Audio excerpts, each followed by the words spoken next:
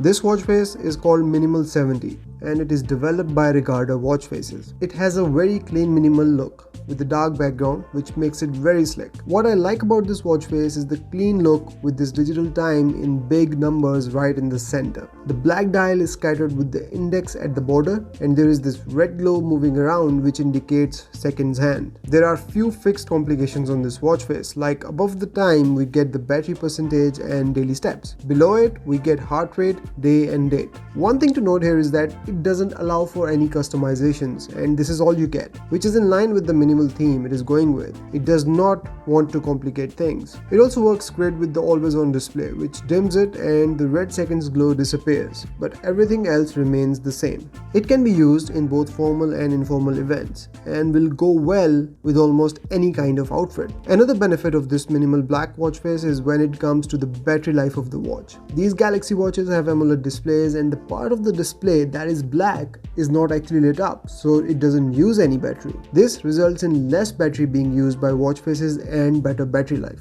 If you want to get your hands on this watch face for free, I've got some coupons available that I will be giving away. More details are in the description below. I will see you in the next one. Till then, take care. Bye bye.